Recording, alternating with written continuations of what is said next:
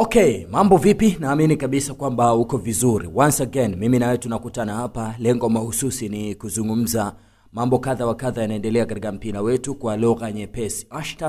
#tuzungumze mpira katika lugha nyepesi sana. Mimi naitwa Almachus Bonifas Kanyase.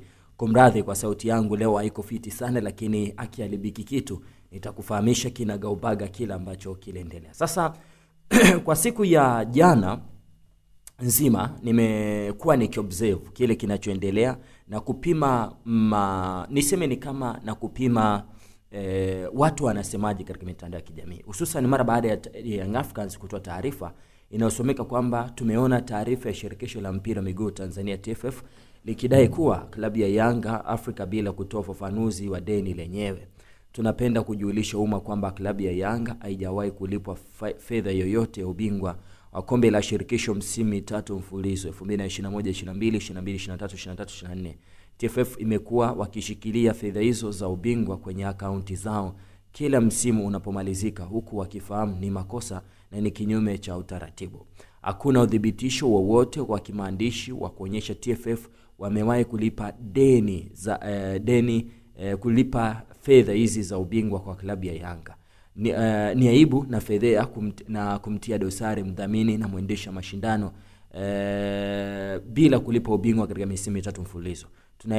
Tunaelekeza dawa ya deni ni kulipa kwa wakati, ikiwa ni haki ya mshindi na inampa heshima mdhamini wa mashindano. Ieleweke kuwa ada za malipo ya wachezaji wa kigeni walizozisema kwenye taarifa yao ulipo mwanzo wa msimu mpya na ile hizi za ubingwa utolewa mwisho wa msimu.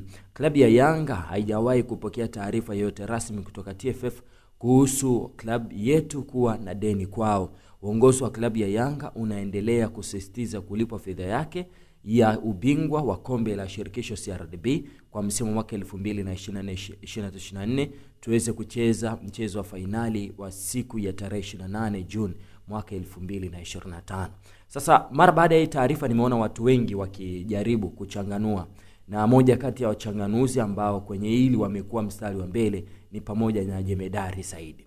Jemedari Saidi alianza kwa kunukuu taarifa ya bodi ya ligi ya TFF pamoja na taarifa ya benki ya CRDB akisema uongozi ni busara na ukomavu na sio kuzua taharuki. Katika namna vilabu vyetu vinaendeshwa, hamna namna mtakwepa kukopeshana na kudaiana na TFF bodi ya ligi kuu, hasa vilabu vya Simba na Yanga. Nilipoona viongozi wanaemkwa kutoa kauli za kitoto ambazo zilionyesha kutokomaa kwa uongozi, nilijua TFF wakijibu ndio itakuwa hivi. Naziona barua ambazo Yanga waliandika kuomba TFF kukata pesa kwa ajili ya malipo kadhaa. Nikajua haya ndo maisha kila siku, kwa hivi ambavyo mwekezaji mfadhili akizima siku mbili amapokei, basi kila kitu kinakwama, hakuna posho wala mishahara. Lazima utaenda kwa baba TFF kuomba msaada ili kuokoa jahazi lisizame, watoto wapate kula. Anasema Waswahili wanasema usimfurahishe shetani wakati kiti anaumia. Hakukuwa na haja ya kufurahisha jamii wakati kumbe wenyewe mnadaiana na kukatana madeni yenu kila siku katika namna mlivyopangiana, na imezoeleka kwa upande zote mbili. Alafu nani anasema zawadi ya ubingwa wa CRDB ni milioni 200? Yaani pesa yote ni milioni 255. Alafu bingwa apewe milioni 200? Yanga walipata wapi kitu? Binafsi najua bingwa analipa milioni 50, haijawahi kubadilika. Kwenye mkataba wa CRDB na TFF hakuna prize money kwa ajili ya TFF, wanaenda na structure ile ile waliokuwa wanaitumia na Azam ambayo walikuwa wanatoa milioni 50 kwa bingwa. Viongozi walipaswa kulijua hili kuliko kupotosha umma na kuzua taharuki ambayo haikuwa na sababu yoyote, ni anikosa kimaadili. Akamaliza ile kwenye barua ambayo waliitoa bwana TFF. Baadaye akarejea na zile barua ambazo zinasambaa kwenye mitandao ya kijamii ambazo zinaonyesha kwamba Young Africans waliomba pesa yao ikatwe.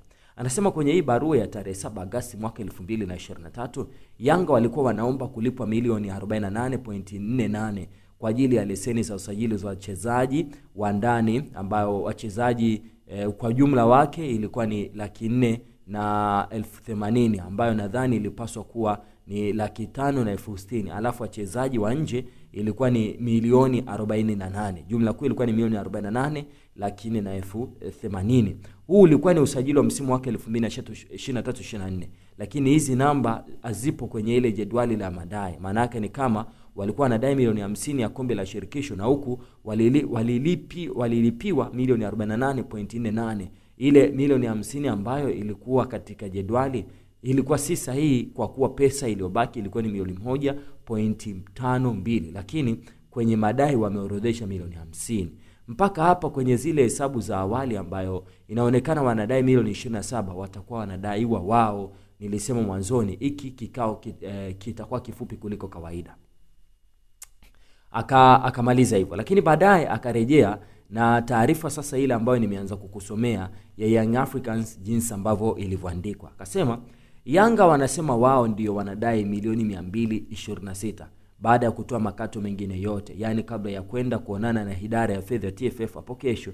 Wameamua kutoa tahadhari kwamba wao ni wadai na si wadaiwa. Bahati mbaya sana kwenye hizi hesabu hapo, Yanga wamesema ubingwa CRDB Federation wa msimu wake 2023-24 ni milioni 200, kitu ambacho si kweli.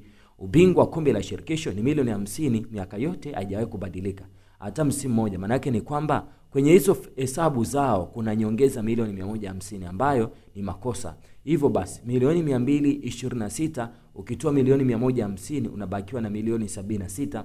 Mwaka jana tarehe 7 Agosti walituma barua yenye kumbukumbu namba ya us.ysc/TFF/2024/330 ikiwa na kitu cha habari vibali kwa wageni, ambapo katika barua hiyo wanasema kutokana na kupanda kwa gharama za wachezaji wa kigeni kutoka milioni 4 hadi milioni 8 kwa mchezaji mmoja, wanaomba kuongeza kiasi cha milioni 48 ambacho wanapenda kikatwe kutoka kwenye pesa zao za zawadi. Kiasi cha milioni 48 akijawekwa hapo kwenye jedwali barua iwe na makusudi ama bahati mbaya. Anasema milioni 76 ukitoa 48 unabaki na milioni 28, lakini Yanga kwa vile haitoshi, tarehe 5 Februari mwaka 2025 aliandika barua ya kumbukumbu namba ya YSC/TFF/25/019 yenye kisu cha habari ya utambulisho wa makocha wapya, ambapo alimtambulisha makocha Melody Hamdi na Nasim Anes kuomba ada ya malipo ya kiasi cha dola za Kimarekani 450 sawa na milioni 1.2 ziweke kwenye pesa zao za ushindi zilizopo TFF. Hapo ina maana kwenye milioni 28 imebaki 27. Kama Yanga huo ndio mwenendo wao wa kupokea pesa kidogo kidogo na baadaye kuonyesha wamesahau, basi huenda kesho kikao na TFF kikao kifupi mno, manake watapewa nyaraka zao tu.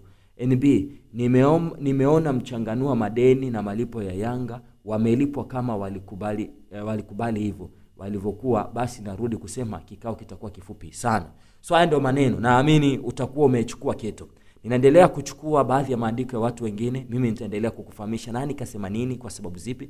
Lakini pia kuna msemo ambao Waswahili waga wanasema za kuchanganya, mimi za kusikia, za kuambiwa changanya na za kwako, kwa sababu bila kufanya hivyo inawezekana mambo yasiende vizuri. Naitwa Almashu Subhanu Faskanyasi, asante, ni bye bye.